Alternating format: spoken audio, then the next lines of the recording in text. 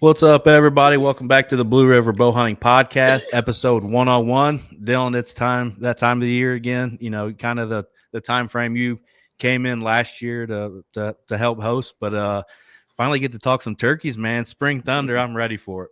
Yeah, I am too. And here in Tennessee, we've gotten a warm spell this week, and it was 68 Friday, high 60s today, light breeze. I mean, you walk outside and it kind of feels like you should be in camo chasing a bird. Mm-hmm.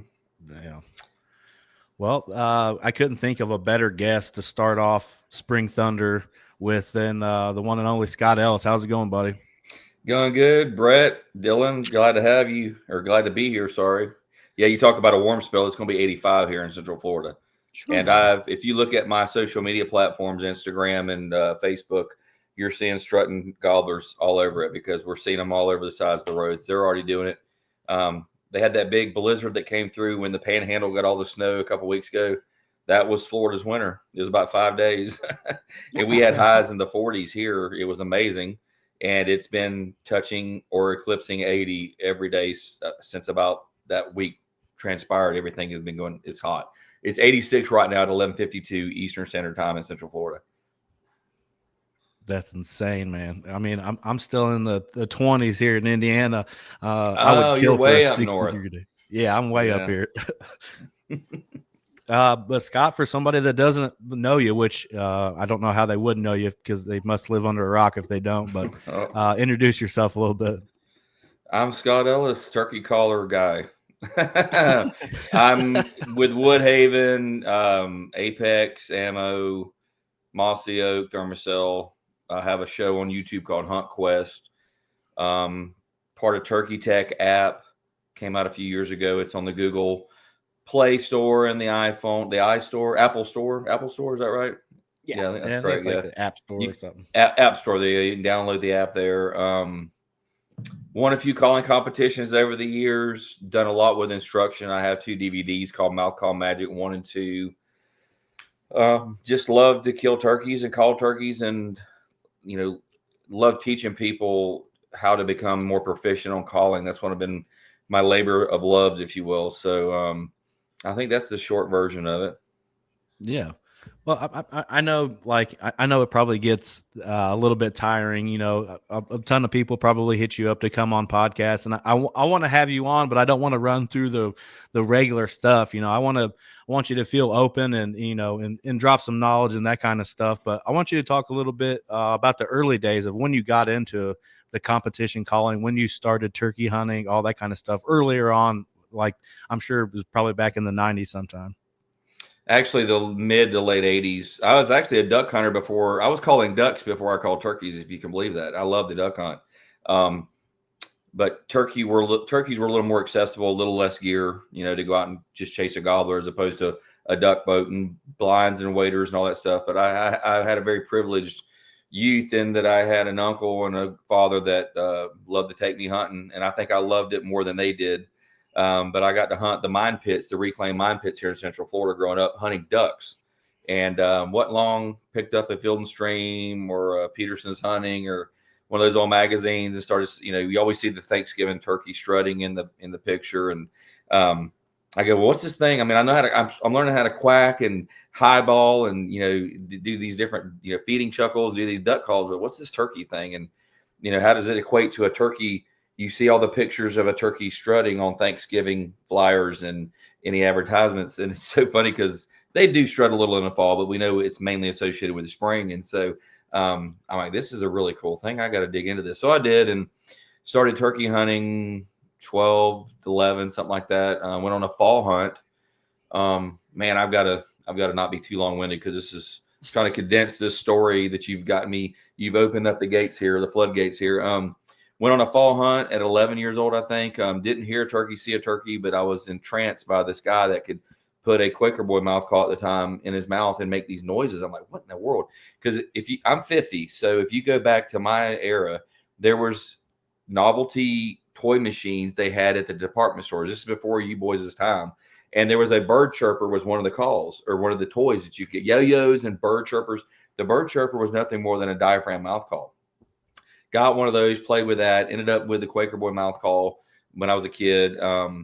started learning how to use it, picked it up really quickly.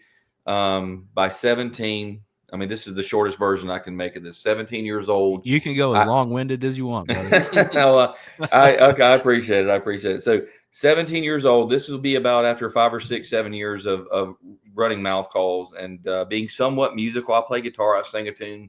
I think that's always a big key in people that become a more efficient turkey caller, whether it's friction, hand-eye coordination, or or mouth callers that can just hear the sound and create it with the call once they hear it. But I ended up getting good enough to where, and getting encouragement from friends and family to say, you should call in the Florida State Championship. I was 17 years old. It was 1992, year I graduated high school. It was at the River Ranch Resort, Westgate. You see Westgate Resorts, that's down here in, we'll call it east of me here in Central Florida. And got $20 that I borrowed from my Uncle Ray because he said I didn't have $20 to enter the contest. And I even called the guys from the NWTF back in those days. And I said, well, I'm only 17. So that was the junior contest back in the day. And I said, can I enter in the senior open? Because I only have $20, man. And I feel like I'm pretty good at this stuff.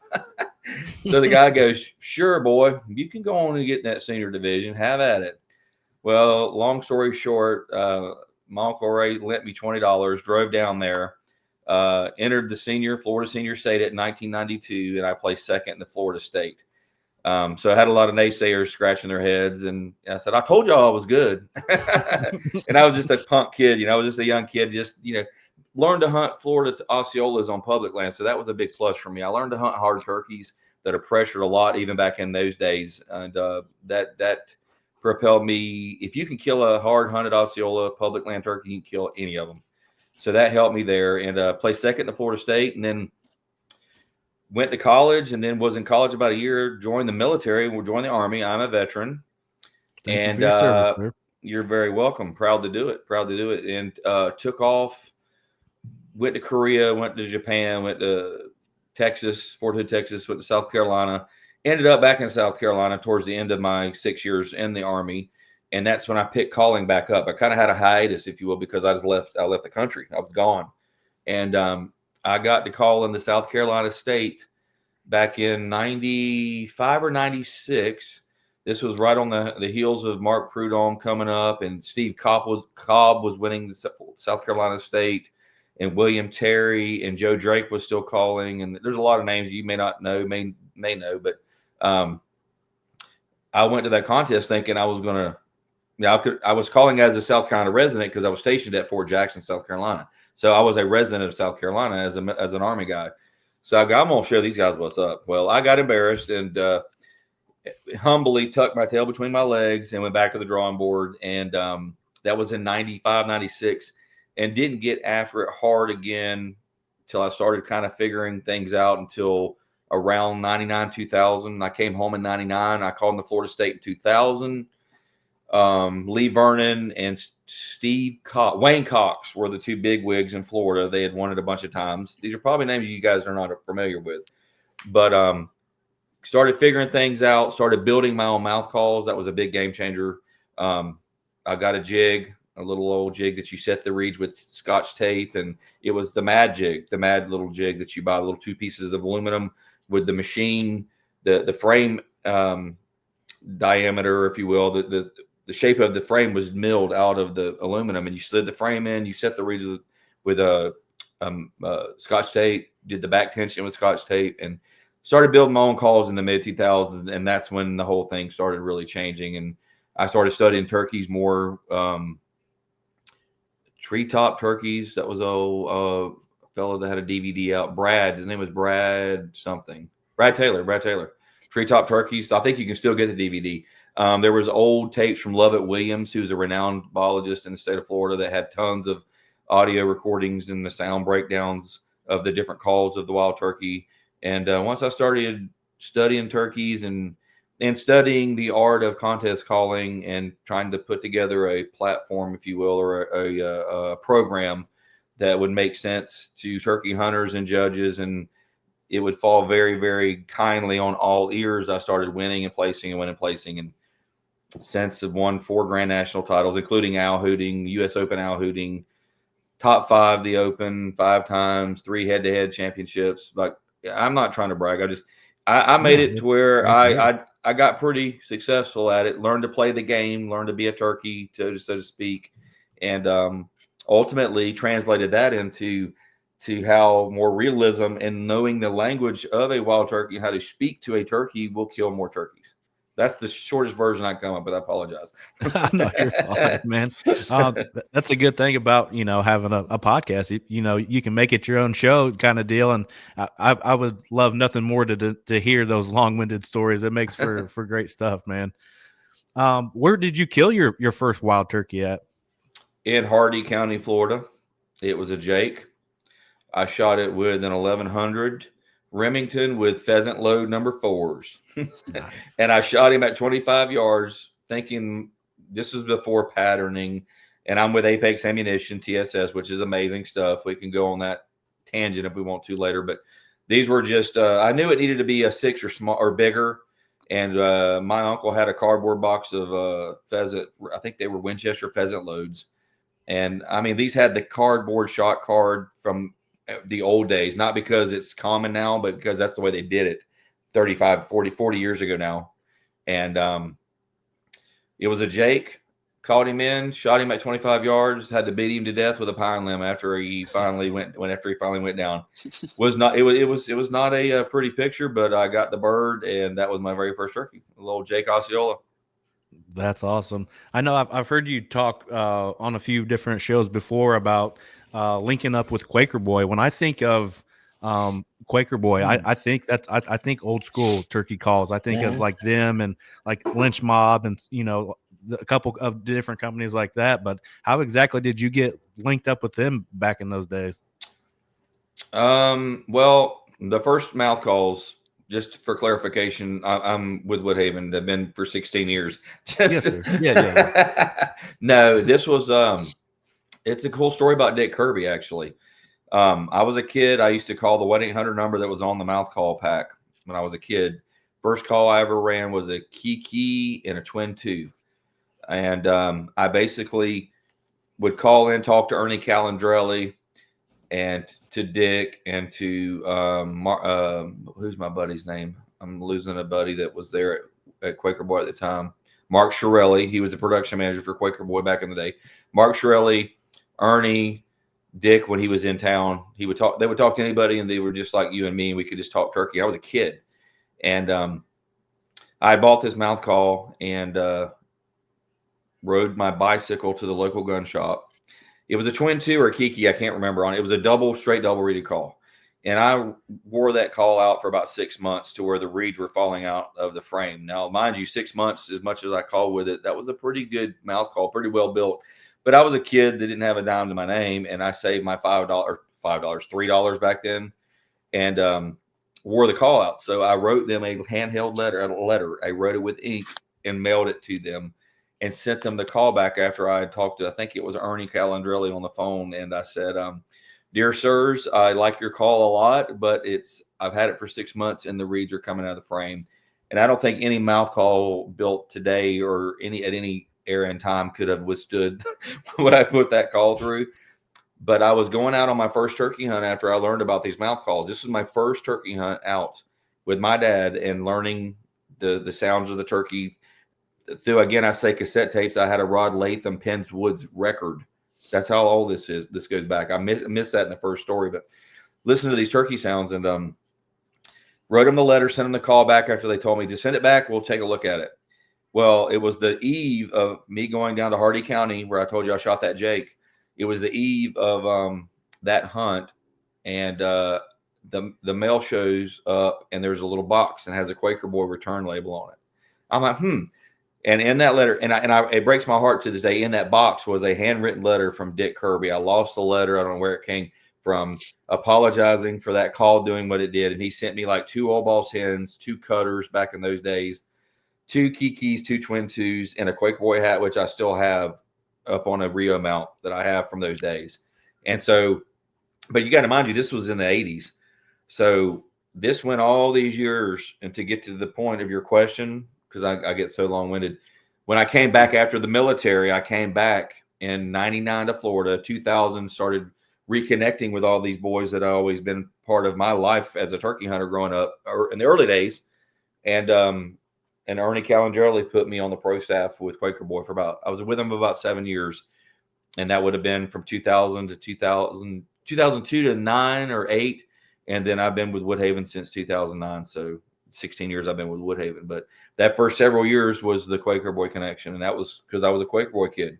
I was a little boy that talked to these guys, and these guys were great humans, and they helped me and talked to me about turkey hunting and turkey calling.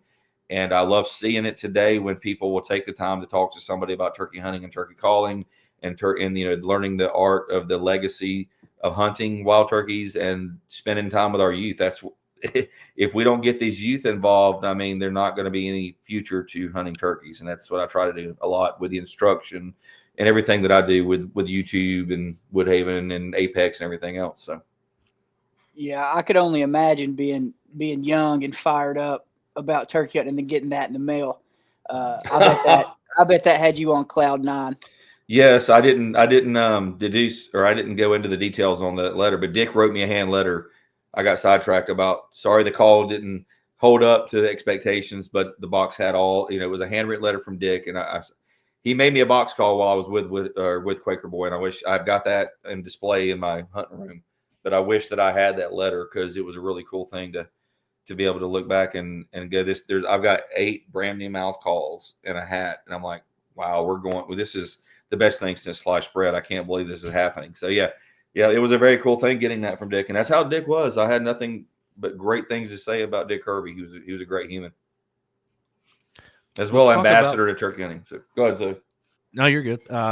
Let's talk about your Turkey Tech app. How did that all come into play? The development of it. Talk about Turkey Tech.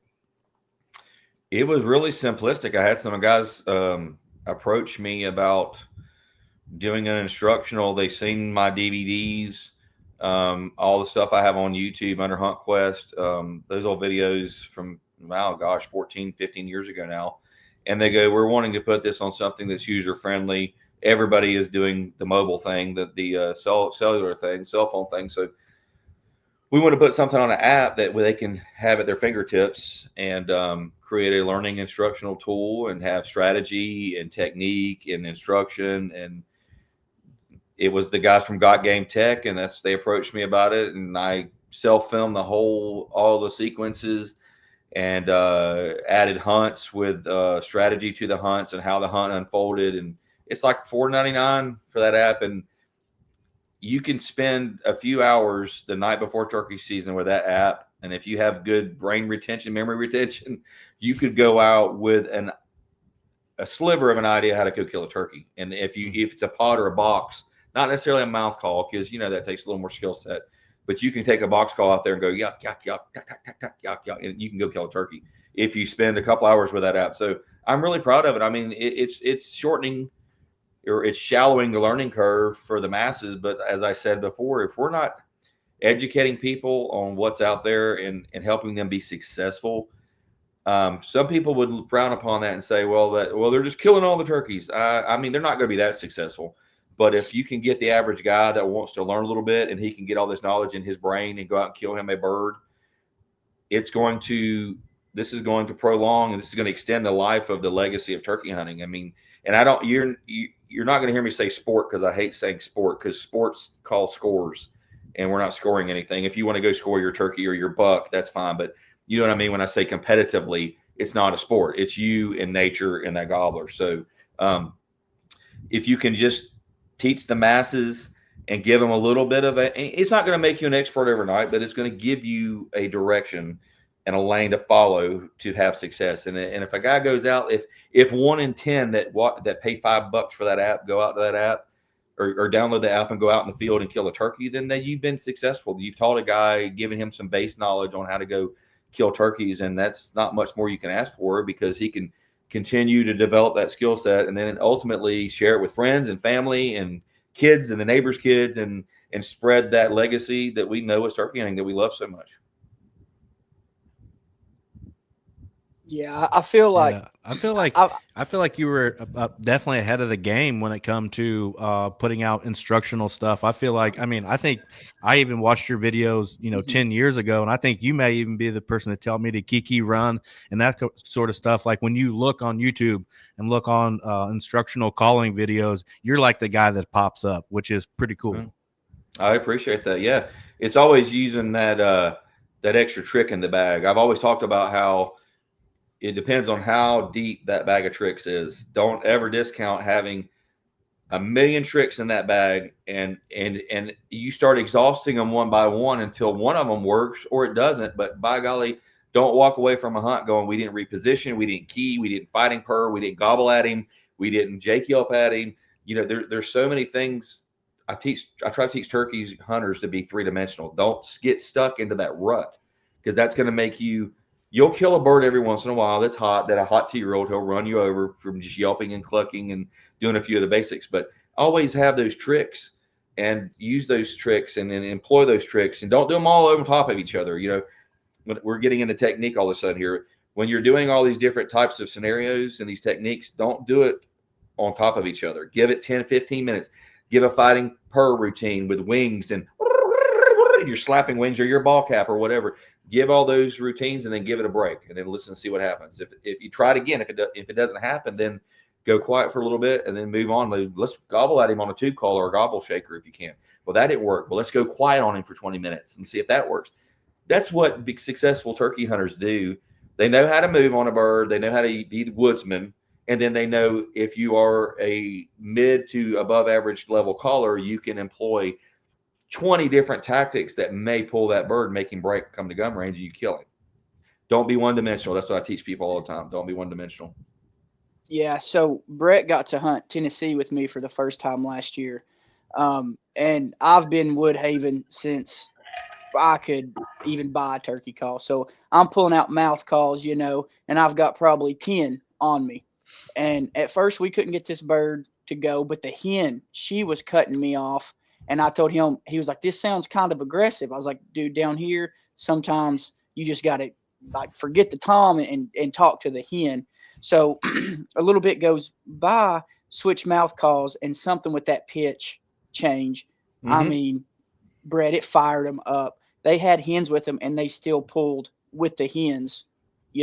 So that is something I told Brett, just like I have learned, and we moved a lot, so we sound like we were mobile, and they probably thought we were losing. And it was just something cool. But I have noticed that tremendously in the past 5 or 6 years. I'll blow, or I'll use one call, really don't get the response I want, switch it up, and it's almost like you just flip the switch and they'll come straight in. It never fails. It's a pot call. It's a tube call. And I can do about 5 really distinctly different hens on a mouth call. Great story. 8-10 years ago, hunting a place here in Central Florida. I'll make it short. Was doing my normal hen, which is what I call a transition hen. And there's a transition, a rollover, and a front end hen yelp. And you can categorize almost every single hen by that type of yelping. My normal is a transition. That's little front goes into a pretty heavy back end, but you hear that at the front of each note. Rollover, you hear that distinct rolling over, if you will, that hitch in the middle of it. Front end yelping are the hens that don't have much back end, and they just more front than back. So that any one of those 3 will fit into every hen you hear, basically, or you can categorize every hen you hear by that. So anyways, I was doing my transition hen, and I had a bird gobbling. It was like 2:00, and it was 89 degrees in Central Florida, and it was horrible hot. And the bird kind of came to about 100 yards, gobbling hard, and then he just stopped, and he was like, I'm not really interested. So I went from that transition hen, that more raspy back end, and then I started doing almost all front end, almost no rasp. Real high pitch.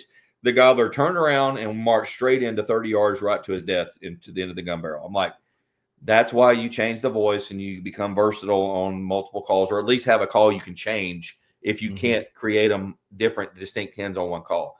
So that's a great story that ended up in success with doing the different bag of tricks thing. How deep is your bag of tricks? And 2, just being very versatile and being a more advanced caller.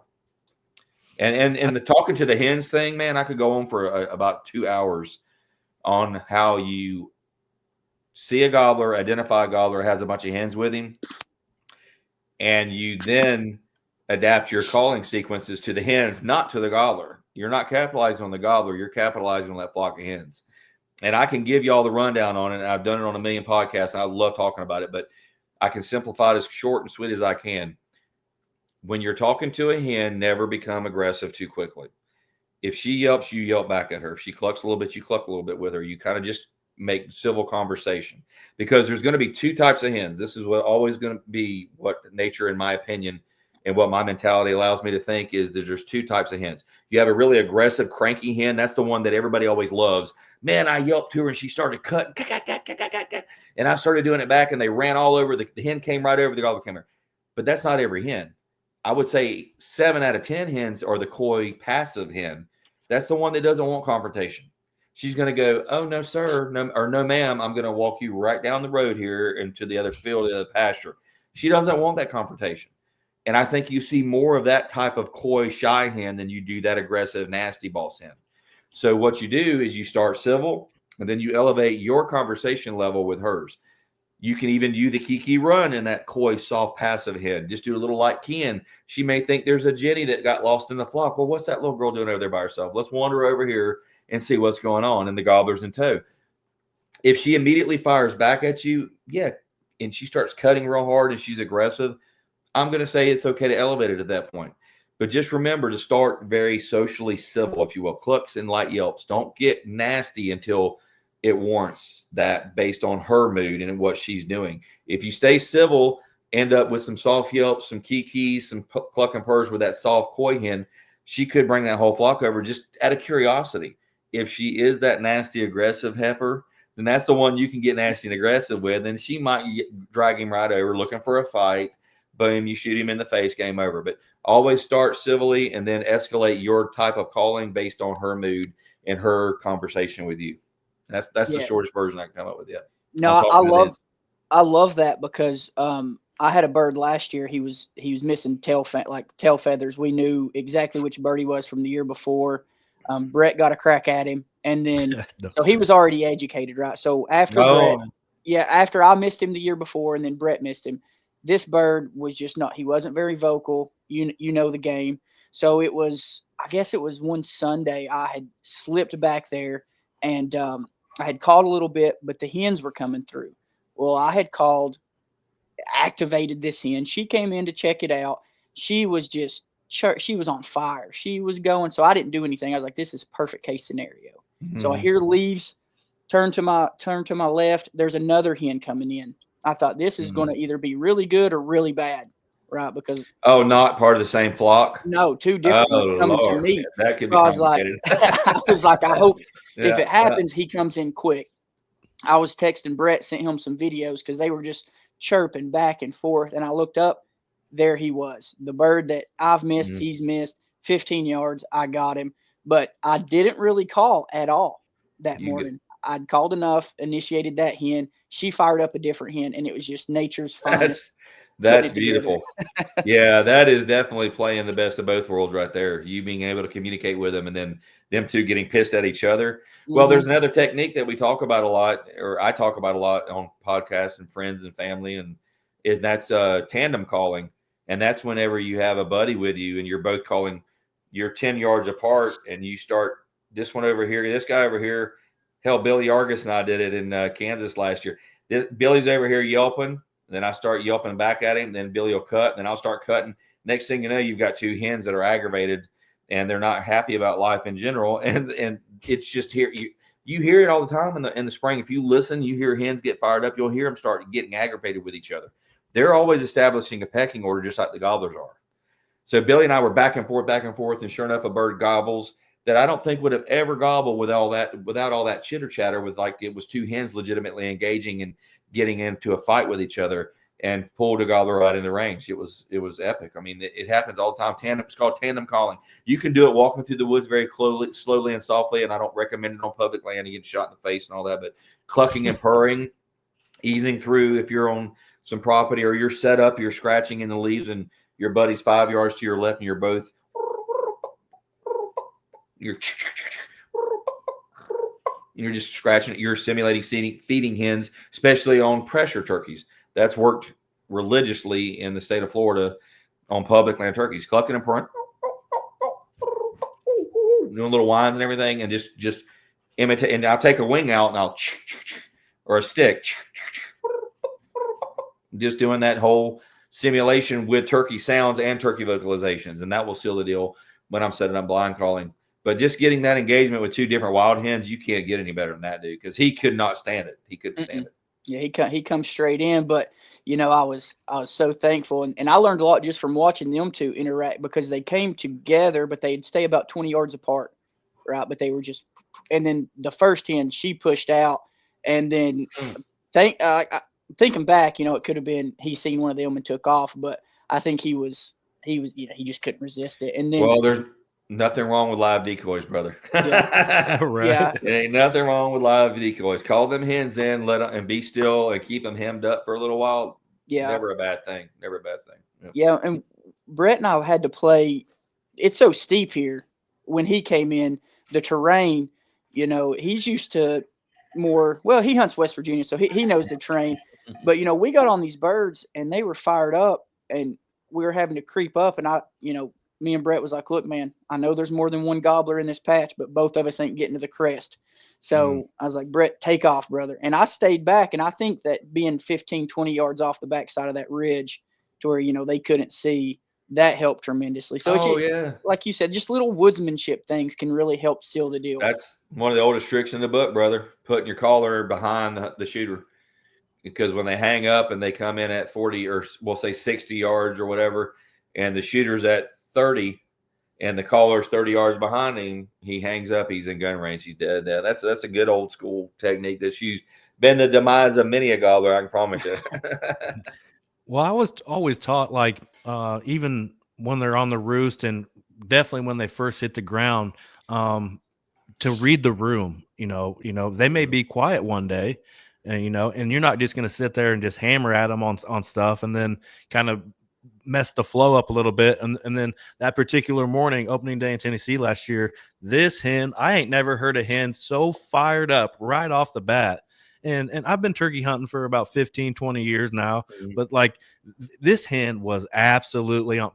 And I don't even know if there was really any other birds with her, because she ended up coming out in the field, and in the bottom half of the field, a half hour later or whatever. I don't know if she was just looking for somebody or what, but I have never heard a bird so fired up right off the get-go. Cutting and yelping. Yes. I mean, just getting after it. Anytime we would start to call, she would cut us off. And she was all by herself. Yep. All by herself. Huh. Never. She's That's why I was bearded. asking him. I was like, "Isn't this a little aggressive for A right off the single rip?" hen. Because I don't even know if the toms were off the roost yet. Right. I mean, I've heard hens do it. There was not multiple turkeys on the limb. Mm-mm. No, just Wow. her. Just her. Now she is a bearded hen, so I don't know if that has anything to do with it. Yeah, that's all speculation. Yeah. A little bit too much testosterone or whatever. Yeah, she was fired up, and she came straight to the field, like she was looking. But by herself. Mm-hmm. And where were the gobblers? Probably another 100 yards. Yeah. They were up the gobbling? ridge. Yeah, they were gobbling. Were they? It almost sounds like she was bred early and she was just mad at the world and wanted somebody to see her and give her some attention. Yeah, Maybe. I mean, that could be maybe what it was. Do you have any idea if it was a Jenny or a mature hen? By the Mature wing, hen. you can see the wing butt bands. Jennies and Jakes are the same way. When you see that butt of the wing and they have those feathers that run along the butt, if it's all even with a Jenny, if it's even, it's a mature hen. If it's jagged, you know what I'm talking about, the secondaries? Yeah. Google it. Google a picture if you don't know what I'm talking about. And Jakes will have the same thing. Those bands that go along the butt of the wing, any mature bird they'll be even. So anyways, all I'm saying is maybe she was just a mouthy Jenny, or maybe she was bred really early and she just wanted some attention and nobody was giving her any love. She's like the one, that's out there screaming, "Hey boy, hey." Yeah. I bet that's what it is, because they moved our season 2 weeks back than what it normally had been. So I bet she was bred early and just, like you said, just cranky. Wanted some love. Yeah. Yeah. It was wild, man. She was ready to. She was pissed off at the world, pretty much. And nobody responded to her. Mm-mm. Were the gobblers gobbling at all the racket? They didn't No. really start firing up until about probably 9 o'clock. Oh wow, yeah. She wanted attention for some particular reason. I don't know why. Whether she was again already bred. She was. I mean, because the gobbler will breed the same hen 3 or 4 times.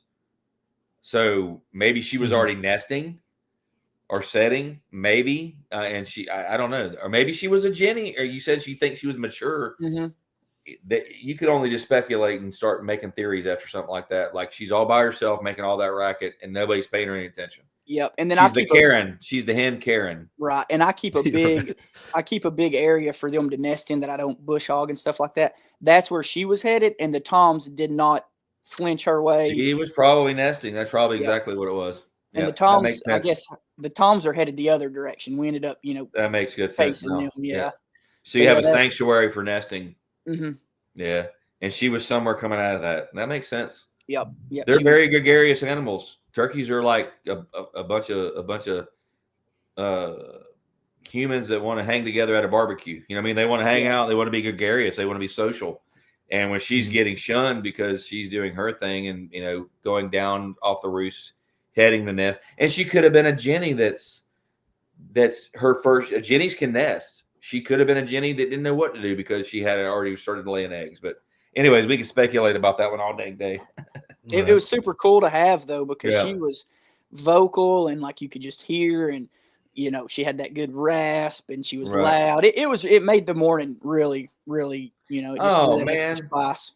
Outside of shooting one in the face, just talking to hens and having fun with hens is half the 3/4 of the fun for me. Hearing those vocalizations, those rhythms, those tones, and trying so desperately to copy it with a piece of rubber. I mean, that's what we do, and we're so close, but so far, man. I love to humble turkey callers, myself included, about how far, I mean, we really are from ever getting the sounds that they get out of their larynx. I mean, it's crazy, or their voice box. Yeah, larynx. That's correct. Yeah. Anywho. Talk about the Hunt Quest. Talk about your YouTube channel, how you started, all that stuff. I see a lot of stuff with you and your son Jake. It's pretty cool. I watched a few of them over the last couple of days preparing for our show and everything. But talk about how you started all that and filming and that whole setup. Started because I was doing those instructionals, and some of those things have 250,000 views, 100,000 views, pretty solid numbers, And I go, well, my gosh, if people are learning from what I'm doing, I mean, you would think they would want to go see this guy. Can he put the rubber to the road? Can he take it to the woods? He calls good, whatever, but can he go kill turkeys? And I go, well, I can't imagine people that aren't watching the instructional part of it go, yeah, we want to see this guy put all these techniques to use in the woods. And I've had some mid-level success, if you will. It's not blowing up the internet or anything or going viral, but I've had a lot of success with Hunt Quest. And so I started filming and hunting and or filming the hunts. And Jake's now 18. That's a whole nother story, but he's a grown man now. And you're seeing footage from him from 6, 8, 10 years ago. He's 18 again now. And I said, well, I'm going to start filming this. I'm going to include Woodhaven and Apex about 8 years ago, Mossy Oak 10 years ago, Thermacell for 20 years. Had a few other people that sponsored along the way that I'm not with anymore because you know how that goes in the industry. But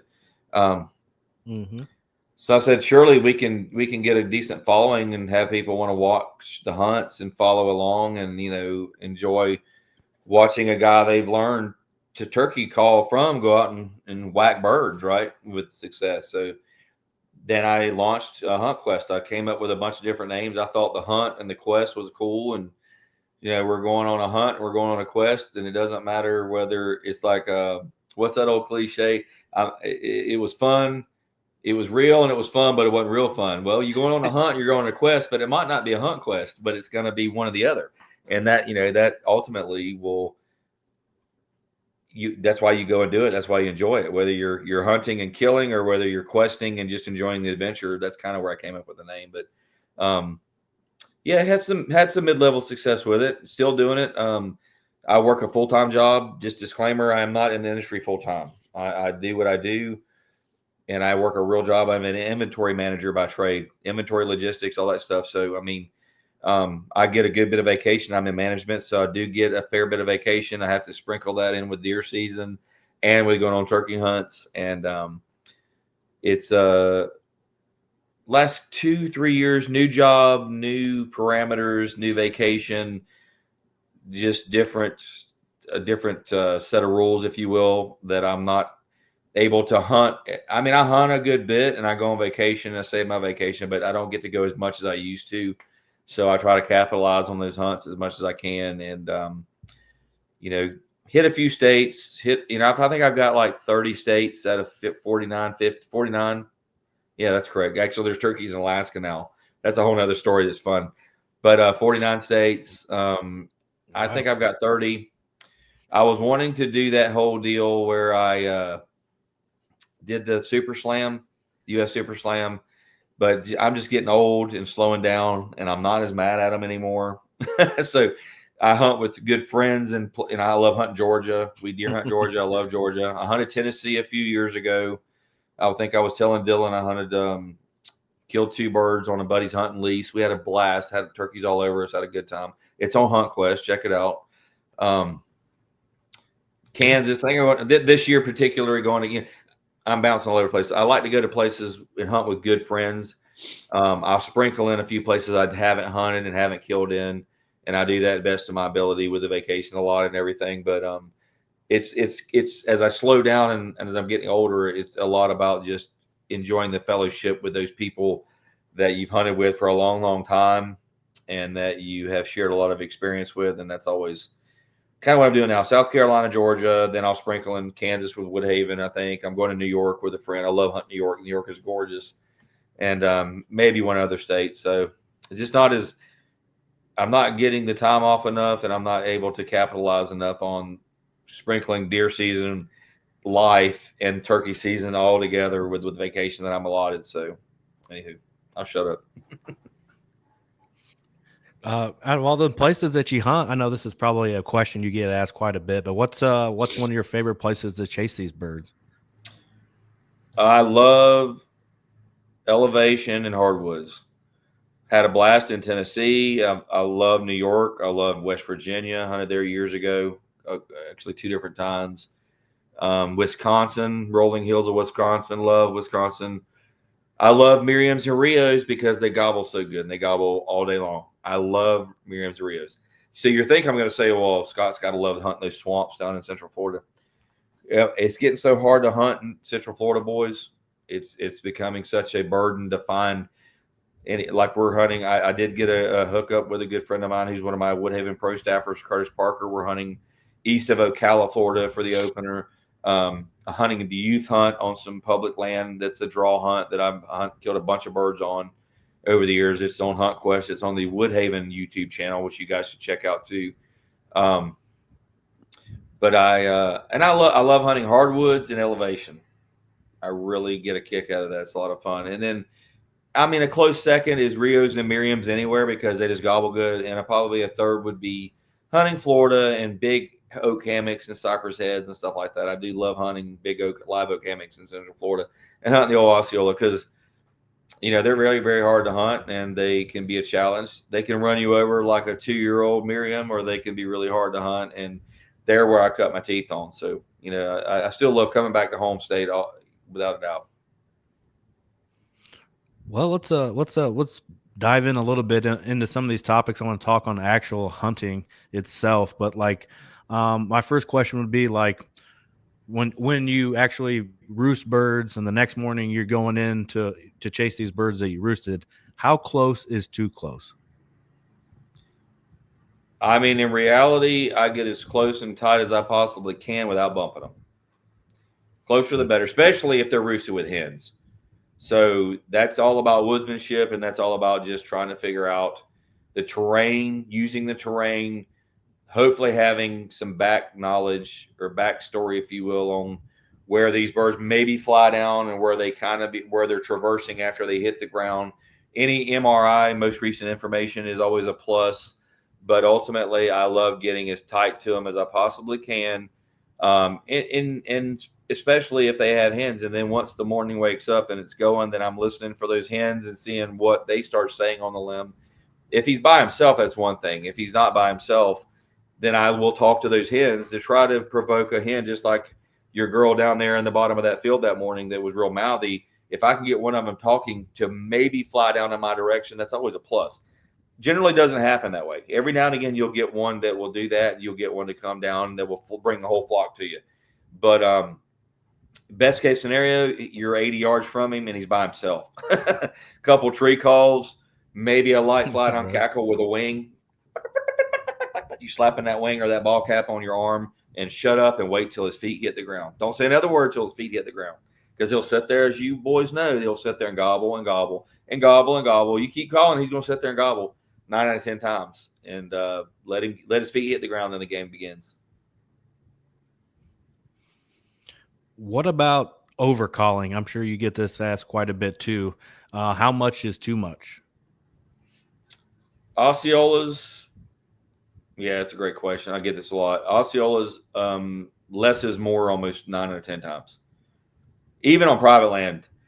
It's where I had to get out of my bubble when I started traveling out west and hunting. Even Easterns. Easterns are less is more, in my opinion, too, without a doubt. But the Western birds, the Rios and the Miriams and the Goulds, and I've killed 2 Royal Slams, you can just call to those birds more. They have ADDs, I would always laugh and talk about. They have ADD. A lot of times, if you don't keep the conversation going, they will walk off. They'll walk off and leave you sitting there.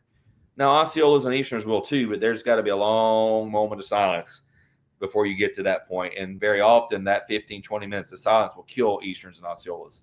So too much is when the point where you've got him coming, say he's closing, say he's 200, he's 150, he's 125, he's 100, and you're just basically giving him, remember, less is more is what I always start with.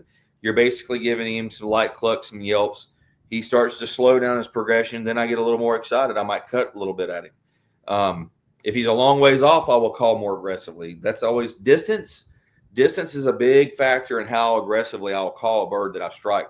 If I can get closer to him, like we just talked about off the roost, I will close in on a gobbler using a crow or a hawk or an owl. If I get one gobbling way off and I can then shut down the turkey calling because he wouldn't gobble anything else, then I can keep him gobbling with a locator. I will use a locator to close in, close in, and close in. The closer you get to him, the closer you get to his bedroom, the easier it is going to be to kill him. But once you sit on him and that thing is happening and it's developing, only give him enough to keep him moving forward. And if that's getting really aggressive and that didn't work either, then shut up. Give him 10 minutes of silence. Start clucking and purring. Then listen to him and feel him out. What's he doing? Is he hanging up? At that point, that none of that works. You shut up. You get aggressive. You go quiet. Then you're going to hopefully you can back out, reposition. Then what do you start doing? What we talked about earlier. Let me get my little bag over here. Oh, let me get my tube call and gobble at him. Let me do some fighting purrs with the wings, slapping those wings on your arms and fighting purring. Then you're going to go, you're going to do some Jake yelps or Jake gobbler yelps. You're going to back out, reposition, go around in a different direction. But to answer your question, when is too much is whenever he's closing the distance, he pauses, and you continue to call, and you continue to call, and you continue to call, and he's not breaking anymore. Shut up. Stop calling. It's not going to make – it's rare you're going to make some magical call. Now, you can revert to gobbling and Jake yelping and the other stuff, but the basic stuff you're doing to him and he's coming, then he hits that wall, shut up, and then go to the soft stuff. Go quiet. Try something different, because you're going to cut and yelp at him all afternoon or all morning until he finally walks off. He's not going to close. So that's the most advanced short version I can give you on using the different techniques, going quiet, being advanced. But when he shuts down on you at 100 yards and you call to him for 20 minutes, shut the hell up. Stop calling, guys. Yeah. Just go quiet. You'll kill him. If you just shut up for 20 minutes, you'll very likely he will come in going, where did that hot, sexy woman go? I can't believe that she's not coming to me right now. Unless if he has no other viable options in that vicinity, there's a very good chance if you can shut your mouth for 15, 20 minutes, that son of a gun will come in quiet, and just keep your eyes peeled, because he may not say another word. He's going to come in creeping. He's going to be creeping. Yep. Creeping and looking. Yeah. Yeah, and their ability to pinpoint is incredible to me. They know right where you're at. Yeah. So that's one reason I say, and as a turkey hunter, there is a feeling that you get when you get a response. you know, you'll look at your buddy and be like, he's coming. He's coming. Mhm. And that's when my gears, you know, we start gearing down a little bit, because I don't want him Exactly. to have my pinpoint. I want him to think that I'm not interested at that, Right. you know, reverse psychology almost. Cat and mouse, cat and mouse. Mm-hmm. This is something, if you've listened to any of my podcasts that I talk about, it's called hiding the hen, because I don't use decoys. 99 times out of 100, I don't use deeks. I'm using the terrain, a deadfall, a road, a bend in the road, elevation, visibility angles where he just can't, he can hear you, but he cannot lay eyes on you until he's in gun range. So that's whenever I use the hide the hen method, was kind of what you're talking about. If he's closing, don't dump all your tricks out on the damn poker table. Don't show your trump cards. Don't throw everything out in front of you when he's starting to close. Go to bare minimum. When he's like, oh my God, he's coming. Well, then just yelp real light just a couple times. Don't start cutting and yelping and excited yelping and fighting purring and kiki running, and don't, just keep him coming. Give him enough just to keep him coming, especially if you got a hot one. Mm-hmm. You yelp 3 times, he could end up in your lap. And then if he doesn't, then you have all that stuff to throw at him. But I've seen it so many times, people will get that bird going and they're just pouring it to him. I'm like, dude, you don't have to do all that to get that gobbler to come to you. Shut your mouth. I mean, it makes great for YouTube video or hunt show video, but at the end of the day, if you're trying to kill him and you got him on a string like that with a couple yelps, then just don't do any more. And at the end of the day, we're trying to kill these sunbucks. Mm-hmm. At the end of the day, we're trying to kill them. I don't care what anybody says. You know, it's not. It can be a beauty show and an ear show, if you will, an audio show by the goblin and the hen yelping or whatever interaction. But at the end of the day, I want him in my vest so I can make turkey nuggets out of him and turkey tetrazzini out of them thighs. You know what I mean? So just give him what he needs and only ramp up to those advanced stuff if you need it. And I see people, they got them. You see it all the time. I hate to say it, man, on these shows. Some of these guys, I know these guys. I'm not going to say names. I mean, the bird's just pouring it and he's just coming. They're just doing every turkey racket they can make. I'm like, dude, just sit there and shut up and just let him come. Watch him work. Film the turkey. If you're going to film him. You know, I get the whole aspect of filming and keeping the guy engaged. But if he's a true turkey hunter and he loves just to watch a bird be worked, then just watch the thing unfold and watch the skill and the skill set that turkey hunter does to pull him and fool him in the gun range until he pulls the trigger. It ain't about a bunch of racket and, you know, and I'm about to step on my toes here talking about a couple other aspects. I'm a romanticist when it comes to calling turkeys. I don't use decoys. Nothing wrong with it. Don't fan. I don't do any of those other tactics that will kill turkeys, and I'm not knocking it. But my love is the communication with the bird and the woodsmanship side of outsmarting him and patterning him if you can't call him. But there's a lot of other things that I'm not 100% on board with, and I'm not going to knock it. I'm not, as long as people are buying licenses and they're engaging in hunting, then good for them. I'm not going to be that guy. I just do it a couple of different ways really successfully, and at the end of the day, it's about killing him. I get it, but at the same time, there's a fine line between what I call cheating almost and I call just playing the game and being engaged in the game, if that makes sense. There's a fine line. You know what I mean? There's some stuff, and you know, people could argue TSS, oh, you're extending your ranges to 60 yards. Yeah, this is true. This is true. We are extending our ranges. But you know what? When you shot deer with a whitetail 2 hunter from bear back in 1985, you couldn't shoot him at about 20 or 30 yards. Now you can shoot above 60, 70 yards consistently if you practice. I compare it to hunting deer with a high-powered rifle. You could shoot one at 125 yards with a 30-30, or you could shoot one at 350 with a 7 mag, or an alt-6, or a 270. Are you going to look at the deer at 250 yards and not shoot him with your 270? Or these are old school cartridges, not to mention all the short mags and all these damn Wildcats they have out now. Are you going to literally not shoot the deer because, well, he's 225 yards? It's not fair to the deer. That's what people, and I'm a traditionalist. I'm a purist, honestly, to the point of certain techniques that and you can call a spade a spade. I mean, you like this, but you don't like that. I don't mind extending my ranges 15, 20 yards. We're not talking about going from 40 yards to 100 yards. Come on. We're talking about 10 to 20 yards of an extension of it, something where we get our butt kicked about what, 90% of the time? Even the best get their butts kicked.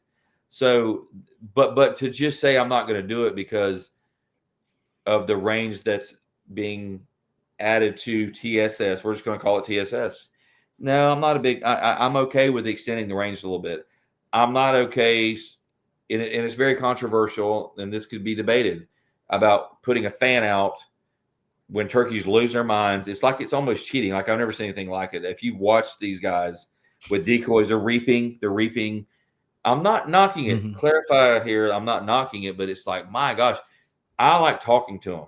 This is a visual thing. It's another different layer to the onion, if you will, about turkey hunting, but it's not. It's just that's not why I do it. I want to hear them gobble. I want to kill them. Don't get me wrong. I want to communicate with them. I want to hear them gobble. And when you're doing the fans and the reaping and all the other different techniques that are out there right now, it's just not as it's not the part that I'm romanticizing, which is the communication and talking to them in their own language and then fooling them by having a conversation and saying, bringing him here by silence, by challenging him as another gobbler, as fighting purrs, as, or talking sweet and sexy to the sexy hen. So, you guys are the younger generation. You can tell me how you feel about it and what your thoughts are about it. I'm not against it. You can pick and choose what you entertain, right? What you want to do. I don't mind extending ranges with technology. But fanning and reaping is not really a technology thing. It's a newer method that can prove successful, highly successful, but it's not the way that I want to. It's not the way I'm going to ride off in the sunset killing turkeys. So I'll shut up. Yeah, no, I here with the way I chase turkeys, I'm more of a talker, a run and gun kind of thing. Me and Brett, we don't sit in a ground blind and deer hunt the turkey. We were after them. I probably have only killed probably 2% of all my turkey with a decoy, just because we shift setup so much because things change, Yeah. Mm-hmm. And I heard this quote last year, and I implemented it into the way I turkey hunted last year. Was would you hunt the same calling wise if the turkey had a gun? And I was like, okay, yeah, that's going to change the way I call a little bit, just to be more like I'm trying to analyze that in my head. Yeah, because would you do what now and where and like, how? would you still call as aggressive if the turkey had a gun for him to pinpoint you, right? So like if you both are going, and that kind of made me at 100 yards, I was calling way less to make his curiosity kind of killed the cat type thing. Yeah. And I liked that. It helped me with the calling because I do like to hear him gobble.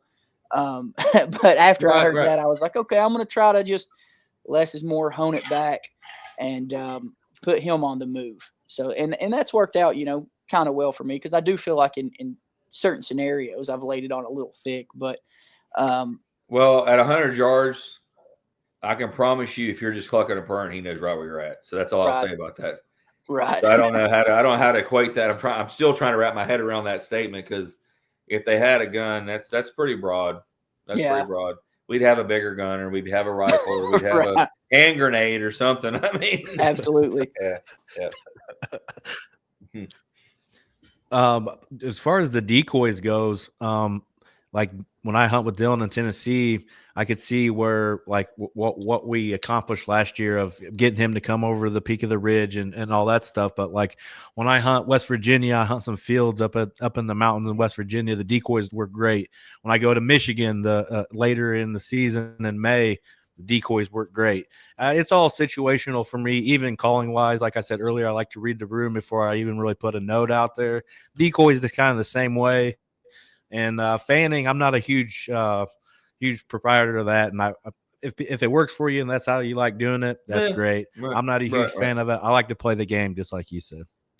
Yeah, I'm definitely part of the communication side of it. Talk about. I know you hunt some. Sorry, go ahead. Oh no! There must be a delay. It's all good.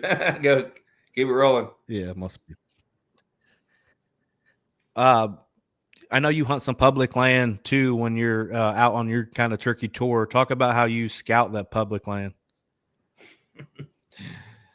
It's slim and few and far between. I mean, I am flying into places on a Wednesday night. Some of these places I've had traditional knowledge of. There's a place I hunt public ground in South Carolina that I may hunt this year. Just have historical knowledge of it. What's it called? Gosh dang it. Hunt Stand or Onyx? Onyx. Yes. It's literally just looking and identifying places on Onyx that or I have a buddy that may know some knowledge on it. I don't have the ability to scout public land ever, unless it's maybe in Florida, and generally that's historical places I've hunted since I was a kid, and I'm 50. If I'm hunting private, we'll just spend this in the private. Again, it's like, hey, there's turkeys over yonder. We hear them. Okay. Onyx, look at the maps, look at the elevation, the terrain. I do not have the ability to even think about taking time off to scout Wisconsin public land from Florida. If I do it at all, it's from Onyx, it's from maps. So there's never, I'm trying to remember a time where I had the ability to take, I don't have the ability to take 2 or 3 extra days to go, hey, we're going to go scout all this public land. The one place I did, I'm not mentioning the management area, it's in Central Florida, but it's about an hour and a half from where I live. We did spend some time there on the weekend prior to the hunt because it was local. But as far as me traveling abroad, I'm going on MRI from anybody that happened to be there, and it's almost like going in blind. You know, I don't have pins and points, and me and Billy Bob heard turkeys gobbling over here last week in here. I hunted Kansas public land years ago with a good friend, Tony Doty, and they had some historic knowledge of where they have heard birds, and that's about the extent of it. Let's start here. We've heard birds here, and we go. So I just don't have, I'm getting long-winded, and I'm sorry, but I don't have the luxury of burning extra vacation to try to go in there. Use Onyx, look at your pinch points, look at water, look at any type of, if you can identify any type of mass trees that are in that area that are acorns, that may have some leftover from fall stuff. Fields, turkeys love fields. You can look and see if you can find fields. But budding up public land, budding up to private land can be a good thing. If you see a dairy farm budding up to public land, you can promise you those turkeys are in those dairy farms out there flipping cow pies, looking for grasshoppers and grubs and everything else. So yeah, use maps. That's about all I can tell you, because I don't ever have the time to be able to the luxury of scouting like that. I got you. Well, I won't take up too much more of your time, Scott. I got one more question for you. You going to be in attendance at the NWTF this coming week? I will be there Friday and Saturday. Can't get in there Thursday. Have some other engagements with my normal job, my actual job. Couldn't get in there Thursday. I'm not competing.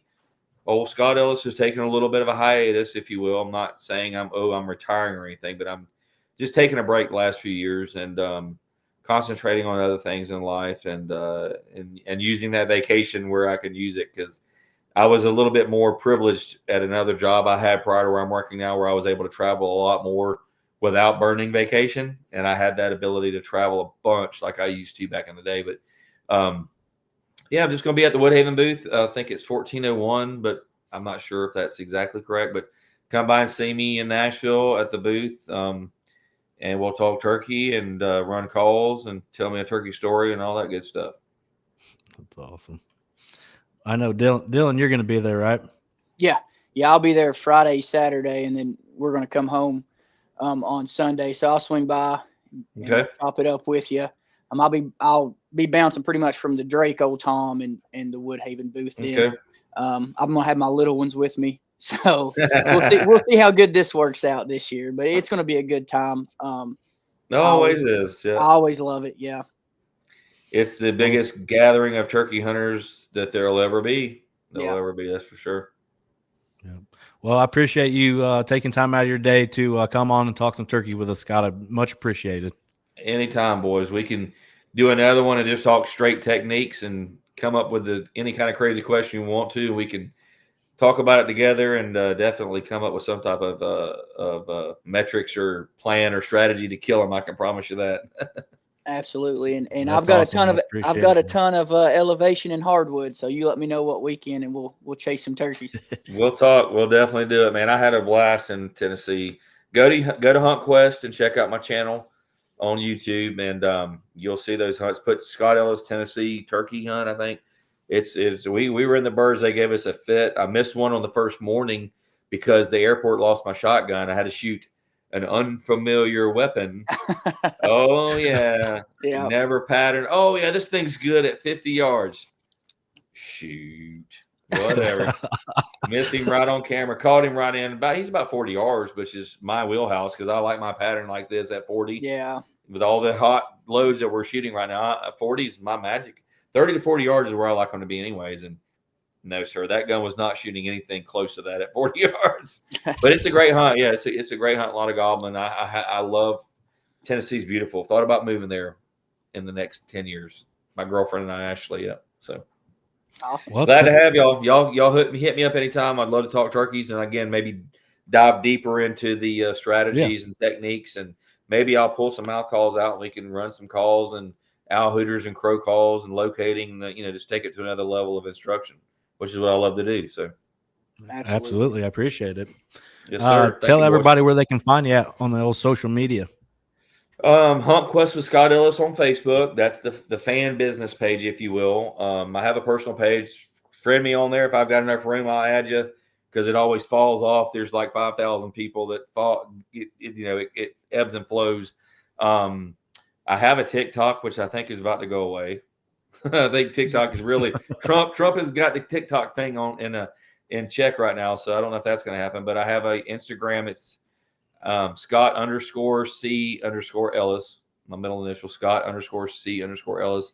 And then just go to Hunt Quest Scott Ellis on YouTube. I've got literally 100 videos, quail hunting, deer hunting, hog hunting, mostly turkey hunting, tons of instructional videos. Just go to Hunt Quest Scott Ellis on YouTube, and you can go down that rabbit hole. You can be there for a while watching a lot of good hunts all over the country, from Mexico to New York to Oregon, anywhere in between. I mean, it's some good stuff, and got a lot of my little boy when he was a younger fella. Actually, we did a father-son grand slam one year. That was really cool. It's on Hunt Quest. But anyways, that's the gist of it. Turkey Tech with Scott Ellis is on the App Store and on the Google Play and App Store, right? Yep, both of those. And I think that's about it. Check out Woodhaven Custom Calls, Apex Ammunition, Thermacell. If you don't hunt with a Thermacell in the spring, you're living under a rock for sure. And I'm trying to think, what was the other one that I deal with? Mossy Oak Camouflage. How would I forget Mossy Oak? There you go. Mossy Oak Camouflage. So I appreciate you guys having me on. Absolutely. Appreciate everybody in podcast land. If you're listening, hit us with the rate and review and all that good stuff. YouTube, like and subscribe. But we'll be here again next week for episode 102, Spring Thunder, and our guest is Shane Simpson. Good buddy of mine, actually. There you go.